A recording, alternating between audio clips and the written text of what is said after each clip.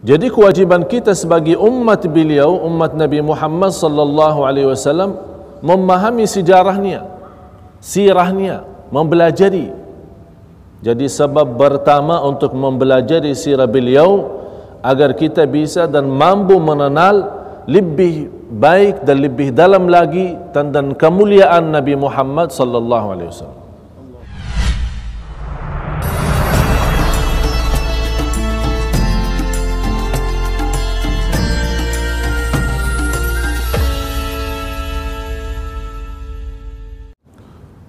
Assalamualaikum warahmatullahi wabarakatuh. Alhamdulillahi rabbil alamin wa ashhadu an la ilaha illallah wahdahu la syarika lah waliyus salihin wa ashhadu anna sayyidana wa nabiyyana Muhammadan abdullahi wa rasuluh as-sadiqul amin. Allahumma salli wa sallim wa barik ala sayyidina Muhammad wa ala alihi wa sahbihi wa man tabi'ahum bi ihsanin ila yaumiddin. سبحانك لا علم لنا إلا ما علمتنا إنك أنت العليم الحكيم. Maha suci Allah, kami tidak mempunyai ilmu apa-apa, hanya saja apa yang diberikan oleh Allah subhanahu wa ta'ala. Semoga senantiasa kita sama-sama yang hadir di sini mendapatkan ilmu bermanfaat, dan mudah-mudahan majlis kita ini menjadi saksi baik bagi kita semua, saksi baik dunia maupun saksi baik di akhirat. Amin ya rabbal alamin. Sebelum saya berbicara tentang kelahiran Nabi Muhammad sallallahu alaihi wasallam dan peristiwa-peristiwa yang terjadi saat kelahiran beliau, kedatangan cahaya yang sempurna untuk seluruh manusia, ada beberapa hal yang perlu saya sampaikan. Yang pertama, mengapa kita mempelajari sirah Rasul? Kenapa? Alasannya apa? Sebabnya apa kita belajar sirah Rasulullah SAW? Kita semua sepakat dan kita sudah faham Rasulullah sallallahu alaihi wasallam yang terbaik di antara seluruh makhluk Allah.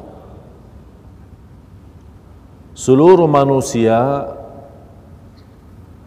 itu yang memiliki sifat baik dari sisi akhlak, dari sisi ciptaannya Allah. Semua sifat manusia itu terkumpul. Allah memilih yang terbaik di antara sifat manusia diberikan kepada para nabi dan rasul. Jadi martabat para nabi dan rasul, seluruh sifat manusia dari sisi ciptaannya Allah maupun sifat akhlak dan yang lain-lain, yang terbaik Allah milih jadi untuk para nabi dan rasul. Seluruh para nabi dan rasul. Dan seluruh sifat para nabi dan rasul, sifat yang mulia dari sisi cipta atau dari sisi akhlak, terkumpul dikasih kepada satu orang, Nabi Muhammad sallallahu alaihi wasallam. Oleh karena itu Nabi Muhammad sallallahu alaihi wasallam yang paling sempurna akhlaknya, yang paling sempurna ciptaannya, yang paling sempurna kemuliaannya, yang paling posisinya tinggi di sisi Allah Subhanahu wa taala. Tidak ada orang yang tersayang di sisi Allah hanya Nabi Muhammad sallallahu alaihi wasallam.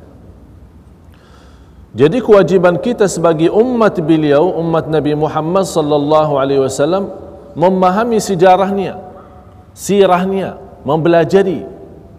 Jadi sebab pertama untuk mempelajari sirah beliau agar kita bisa dan mampu mengenal lebih baik dan lebih dalam lagi tentang kemuliaan Nabi Muhammad sallallahu alaihi wasallam. Dan dari situlah kita bagaimana boleh cinta Rasul kalau belum kenal Rasul. Kalau belum kenal Rasul bagaimana boleh cinta Rasul?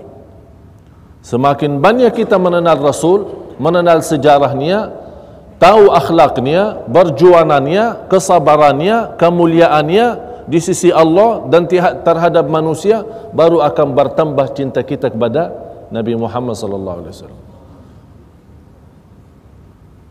Jadi untuk mempelajari sirah Rasulullah SAW adalah untuk menambah cinta kita kepada Rasulullah SAW.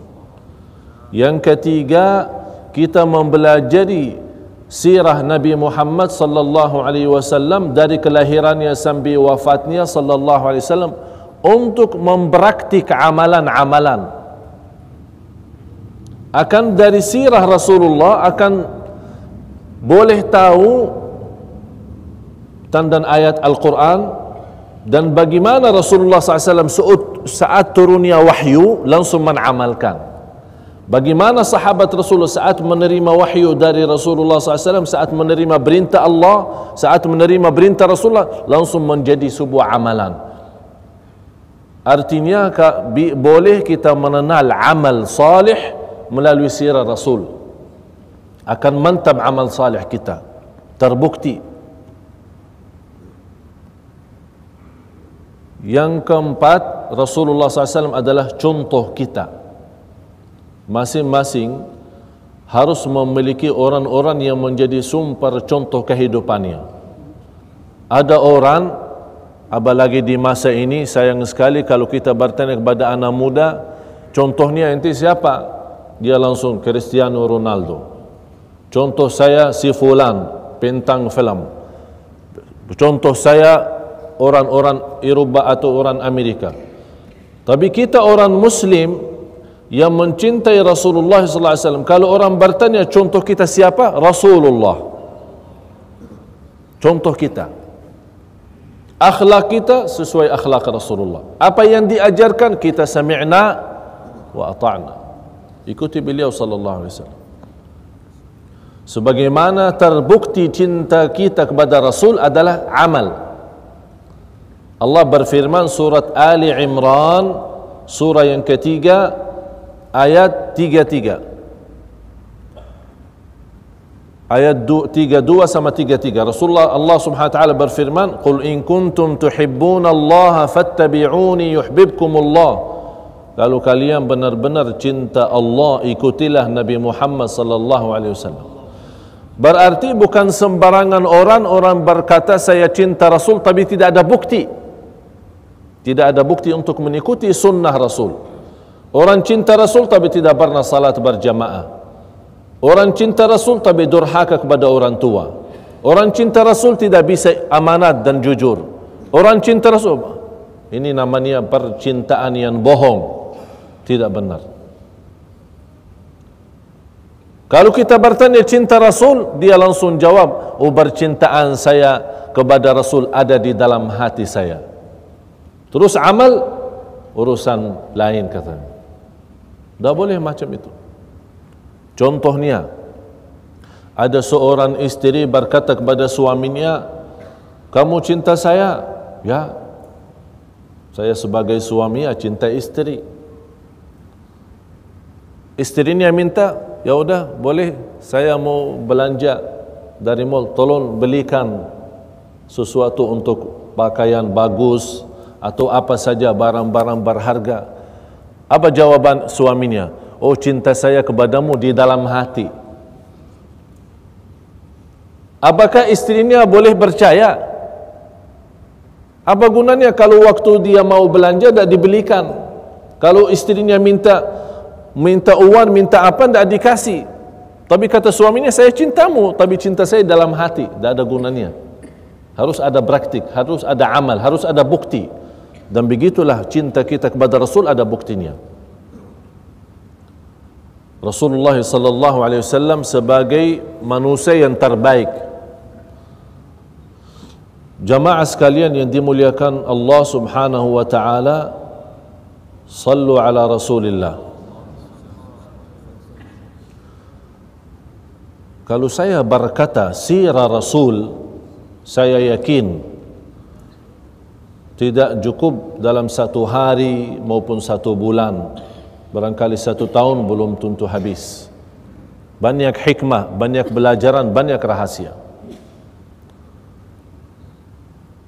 Nabi Muhammad sallallahu alaihi wasallam sebagai nabi yang terakhir terpilih menjadi umat nabi kita ini, umat Nabi Muhammad sallallahu alaihi wasallam. Karena kemuliaan Nabi kita, kita pun sebagai umatnya mendapatkan kemuliaan. Umat yang terakhir di dalam masa dan zaman, tapi umat yang pertama masuk surga. Sebelum dari umat-umat yang lain. Ini sebuah kemuliaan bagi kita. Karena kemuliaan Nabi kita Nabi Muhammad sallallahu alaihi wasallam, kita sebagai umatnya mendapat juga kemuliaan. Amal salih kita berlipat ganda. Satu amal bisa 10 kali dan seterusnya. Salat 5 waktu mendapat pahala 50. Satu kali salawat kepada Nabi Muhammad sallallahu alaihi wa alihi wasallam, Allah balas 10 kali salawat.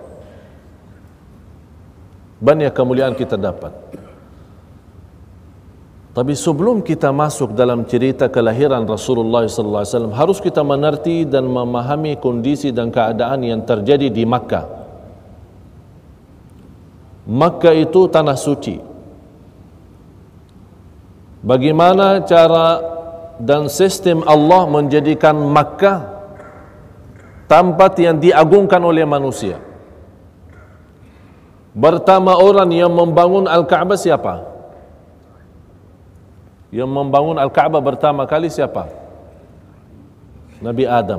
Orang sering bawa kata Nabi Ibrahim. Nabi Ibrahim alaihissalam mengulang bangunannya.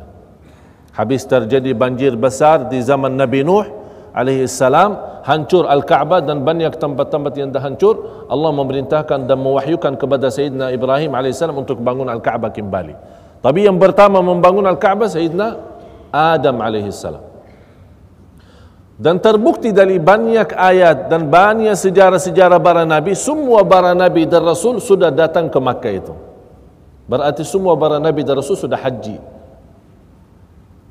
Walaupun cara haji itu berbeda dengan syariah Islam sama syariah yang terdahulu. Rasulullah SAW bersabda di hadis sahih, "Ma min nabiyyin illa wa hajjal bait." Tidak ada nabi sudah haji. Semua. Hijrahnya Sayyidina Ibrahim alaihissalam dan isterinya Hajar dan kemudian anaknya Ismail alaihissalam keluar dari Mesir terus membawa keluarganya ke Makkah dan lepaskan keluarganya di situ. Sambil istrinya berkata, "Wahai Ibrahim, kamu tinggalkan kami di sini, siapa yang urus?"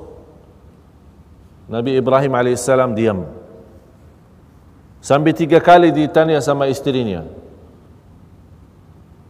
Yang keempat istrinya berkata, "Apakah ini perintah Allah?" Nabi Ibrahim alaihissalam hanya menggerakkan kepalanya, "Ya, ini perintah Allah." Langsung dengan keyakinan iman yang sempurna, Siti Hajar alaihissalam berkata, "Idzal la yudayyi'una." Allah tidak akan tinggalkan kami. Pasti diurus, pasti dibantu, pasti diberikan segala-galanya. Di situlah tinggalnya Siti Hajar dan anaknya Ismail alaihissalam. Beberapa lama belum cerita Zamzam, kita tidak akan membahas titil-titil sejarahnya. Cuma saya memberikan singkat-singkat saja. Sambil Nabi Ismail sudah menjadi besar dan bernikah dengan seorang wanita dari turunan Bani Jurhum. Yang akhirnya Bani Jurhum itu yang datang dari Makkah, dari Yaman ke Makkah dan mereka tempati di situ. Sambil lama-lama Jurhum menguasai Makkah. Terjadi perang besar antara Jurhum dan Ghatafan. Ada kabilah namanya Ghatafan. Terjadi antara Jurhum dan Ghatafan, berita atau perang besar, akibatnya dikalahkan oleh Jurhum. Akhirnya Jurhum bubar dari kota Makkah, tidak ada siapa-siapa. Karena Jurhum merasa sudah tidak mampu melawan Ghatafan, akibatnya mereka meredam sumber Zamzam, ditutupi oleh mereka. Nanti ada cerita untuk pertemuan yang akan datang, ada cerita bagaimana cara terlihat atau terbukti posisi dan lokasi Zamzam. Karena di zaman Quraisy Zamzam tidak ada, sudah tertutup. Orang tidak tahu, ada cerita ada air Zamzam, ada air Zamzam, tapi di mana tidak ada karena sudah tertanam dalam tanah. Disitulah muncul cerita-cerita sambil Ghatafan menguasai Makkah. Ada riwayat 400 tahun, ada riwayat 500 tahun. Akhirnya kembali kekuasaan Makkah itu kepada keluarga turunan Nabi Ismail, mulai dari Qusay. Habis meninggal Qusay diserahkan kepada Abdi Manaf. Habis Abdi Manaf diserahkan kepada Hashim. Habis dari Hashim diserahkan kepada Abdul Muttalib. Habis Abdul Muttalib diserahkan kepada anaknya Abu Talib. Inilah ceritanya bagaimana keluarga Rasul bisa dan boleh menguasai Makkah dan membantu para jamaah haji. Terjadi di Makkah banyak peristiwa. Orang Arab yang ada di sekeliling Makkah sangat mengagungkan Al-Ka'bah. Walaupun terbukti dalam sebuah hadis yang sahih, walaupun keadaan mereka waktu di zaman Quraisy karena zaman jahiliyah masih mengagungkan Al-Ka'bah, tapi kalau mereka tawaf dalam keadaan telanjang, tidak pakai apa-apa. Na'udzubillah. Tawaf, tapi tidak pakai baju, tidak pakai pakaian. Dan sekeliling Al-Ka'bah ada lebih dari 360 patung yang disembah selain Allah. Jadi walaupun mereka mengagungkan Al-Ka'bah, tapi di samping Al-Ka'bah itu mereka masih mengagungkan pelihara atau batung-batung yang dibuat oleh mereka.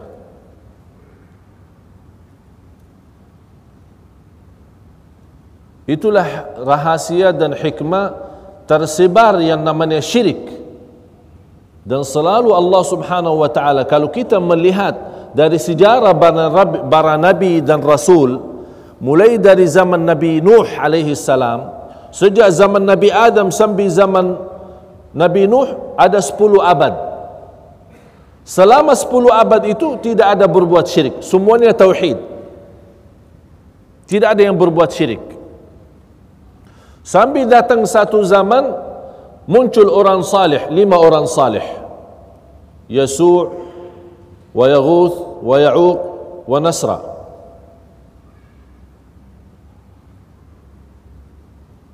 Ini mereka orang salih yang sangat dicintai oleh para kaumnya dan sekeliling mereka yang tinggal di kota Makkah waktu itu. Apa yang terjadi? Mereka begitu meninggal dunia mulai berkurang semangat untuk ibadah. Datang syaitan bisik-bisik di hidupan mereka dan telinga-telinga mereka. Oh, ini orang saleh sudah meninggal. Agar bagaimana jamaah bisa dan boleh kembali bersemangat untuk beribadah lagi, bikin gambar. Bikin gambar. Ini pertama muncul syirik. Bikin gambar, jadi anda begitu lihat gambar, oh ingat orang salih, nanti kembali semangat ibadah. Beberapa tahun kemudian, habis gambar itu disuruh oleh syaitan untuk bikin batung. Tapi tidak disembah. Oh, ini hanya untuk kenang-kenangan, untuk ingat mereka, untuk mengagungkan mereka. Muncul batung-batung. Pertama gambar, terus batung-batung. Lama-lama keturunan mereka bertanya, ini batung buat apa? Kata syaitan, ini batung-batung untuk minta kepada Allah tapi lewat mereka. Minta kepada Allah lewat mereka.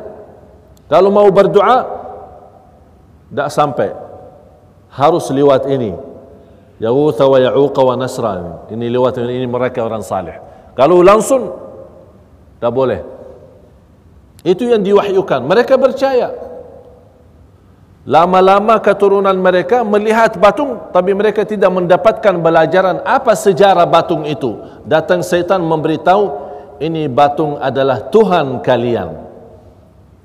Terjadilah Di situ akibahnya tidak menutupi jalan-jalan yang mengantar ke syirik, akibahnya mereka menimbah batung kepada, tidak menimbah Allah Subhanahu wa taala. Di situlah Allah menurunkan kemurkaannya, tapi karena Allah Maha Adil, sebelum Allah menurunkan azab atau kemurkaan terhadap manusia, Allah utuskan Nabi Nuh. Wahai Nabi Nuh, ingatkan manusia kembali kepada asal tauhid sebagaimana turunan Nabi Adam, jangan rubah-rubah. Disitulah muncul dakwahnya. Begitu juga zaman demi zaman, Nabi habis Nabi dan seterusnya sampai zaman Nabi Muhammad sallallahu alaihi wasallam. Begitu sudah muncul syirik, apalagi di kota Makkah, Allah Subhanahu wa taala mengutuskan Nabi Muhammad sallallahu alaihi wasallam untuk menyelamatkan manusia, untuk mengajak manusia kembali kepada fitrah awal, kesucian, kesempurnaan tauhid, la ilaha illallah. Terjadi cerita karena di Quraisy sebagai kelompok dari golongan Arab dan di negeri Arab, semua keluarga Arab yang di luar kota Makkah, At-Taif dan seterusnya di bagian timur, Yaman dan yang lain-lain, apalagi Al-Habasa, ada beberapa kerajaan. Di antara kerajaan yang ada di zaman itu adalah Habasa, yang kalau kita boleh istilah sekarang Ethiopia, macam Ethiopia sekarang. Yang menjadi raja Al-Habasa itu dinamakan An-Najashi. Kalau raja Mesir dinamakan Fir'aun, raja Rumaria dinamakan Kaisar, raja Persia dinamakan Kisra, raja bagian Habasa itu dinamakan An-Najashi. Macam itulah, masing-masing punya nama sendiri. Yang terkenal di masa itu adalah kerajaan ada An-Najashi. An-Najashi punya anak buah yang dinamakan Abraha. Di antara kekuasaan An-Najashi, karena sebagai raja ingin mempunyai kekuasaan, tidak mencukupi dalam negerinya, dia mau maju untuk mengikutkan Yaman menjadi sebuah negara sama dengan Yaman, karena ada batasan antara Habasyah sama Yaman. Utuskan tentara untuk ke Yaman, berperang di Yaman, menguasai Yaman. Yang menjadi pemimpin dan raja di Yaman itu namanya Abraha, yang ada ceritanya Ashabul Fil. Terus dia membangun sebuah gereja. An-Najashi dan yang mengikuti An-Najashi semuanya kan agamanya Nasara. Quraisy dan sekeliling Quraisy, mereka bukan punya agama benar, malah menimbah batung. Jadi sekarang kita fikirkan, mana yang benar antara Quraisy sama Nasara di masa itu? Mana yang paling benar? Yang paling benar Nasara. Agamanya lebih baik daripada agama Quraisy. Karena sebelum Islam, masih agama yang terbaik di dunia atau di bumi adalah Nasara. Sebelum datangnya Islam, menghapus hukum agama yang sebelumnya. Kan ada Yahudi, habis Yahudi terhapus hukumnya dengan agama Nasrani, habis Nasrani terhapus hukumnya dengan agama Islam, dan tidak agama sesudah Islam. Oleh karena itu, apapun yang terbaik, yang bagus di agama sebelum Islam sudah terkumpul di dalam Islam. Apapun yang berkurang di agama sebelum Islam sudah disempurnakan oleh Islam. Oleh karena itu, Allah Subhanahu wa taala berfirman, "Al-yawma akmaltu lakum dinakum wa atmamtu alaikum ni'mati wa raditu lakumul Islam madina." Agama Islam salah satu agama yang telah diridai Allah Subhanahu wa taala. Oleh karena itu kita sering baca doa, raditu billahi rabba wa bil islami dina wa bi Muhammadin sallallahu alaihi wasallam nabiyyan wa rasula. Abraha membangun sebuah gereja yang terbesar di negeri Yaman. Alasannya apa? Dia mendengar berita orang Arab punya rumah. Ya, istilah dulu kan dinamakan rumah. Yang istilah kita, bahasa kita, Ka'bah. Kenapa orang Arab mengagungkan Al-Ka'bah?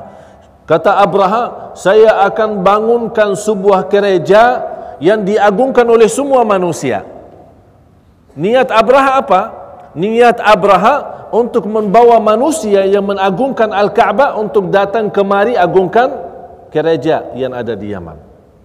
Biar orang berpaling dari Al-Ka'bah. Sudah terjadi bangun Al-Ka'bah. Sudah terjadi bangun gereja. Dan dinamakan gereja itu Al-Qulais. Gereja Al-Qulais. Sekelompok manusia dari kelompok Quraisy dengar berita, ada informasi. Mereka mendengar berita ada seorang membangun gereja yang besar untuk memperpalingkan manusia dari Makkah ke gereja itu. Sekelompok manusia ini marah. Siapa yang berani mengajak manusia tidak mengagungkan Ka'bah? Padahal mereka agamanya apa? Jahiliyah. Bukan agama benar. Menimba batung. Tapi begitu luar biasa mereka kesayangannya dan cintaannya kepada Al-Ka'bah. Mereka tidak mau ada sebuah masalah terhadap Al-Ka'bah. Begitu mereka mendengar berita, langsung mereka bergerak dari Makkah berangkat ke Yaman. Apa yang dibuat oleh mereka? Malam-malam hari mereka masuk dalam gereja itu. Dan mohon maaf, mereka membuat satu persoalan yang membuat Abraha itu marah. Adalah buang hajat besar di dalam gereja itu. Akhirnya gereja itu sengaja dikotori oleh mereka, jadi najis. Terus mereka larikan diri keluar. Abraha besoknya pagi lihat, siapa yang berani ini sampai dikotorkan kita punya tempat gereja itu. Marah Abraha. Akhirnya bertanya di mana info-info, dapat berita ada sekelompok dari Arab datang dari Makkah, mereka ini membuat macam ini. Kenapa mereka ini? Ada apa mereka? Siapa Arab itu? Dan mereka punya apa? Mereka punya Ka'bah. Apa itu Ka'bah? Dia belum tahu cerita Ka'bah, si Abraha ini. Ini Al-Ka'bah ini sebuah tempat yang diagungkan oleh orang Arab di masa itu.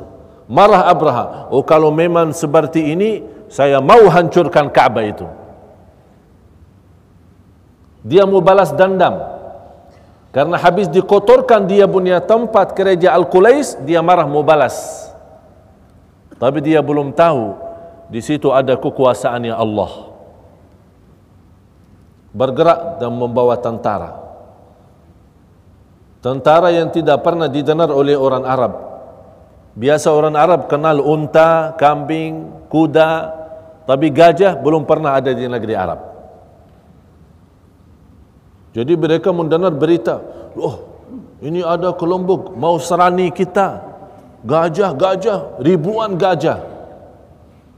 Ini orang kaget, begitu lihat gajah itu sudah semua tidak ada yang berani. Sampai Abdul Muttalib yang menjadi pemimpin Makkah di saat itu, yang menguasai Makkah, beliau berkata, siapa yang berani lawan, kita pasrah. Ini rumah Allah, Allah yang urus. Kita tidak ada mau ikut campur. Semua angkat tangan, keluar bobar. Terjadilah cerita yang insya Allah kita akan sama-sama belajari, dan kita akan sama-sama mendalami berita kejadian dari cerita Abraha terhadap Ka'bah dan apa yang dibalas oleh Allah Subhanahu wa taala. Dan kenapa Allah Subhanahu wa taala menagungkan dan melamatkan Ka'bah padahal yang menguasai Ka'bah waktu itu adalah kuffar Quraisy. Dan kita sudah faham agama Abraha kan Nasrani. Abraha kan Nasrani. Berarti dibandingkan agama Abraha sama agama Quraisy, lebih baik agama Abraha. Tapi kenapa Allah bertolongkan, memberikan pertolongannya kepada Quraisy bukan kepada Abraha, padahal Abraha agama yang lebih baik daripada agama Quraisy.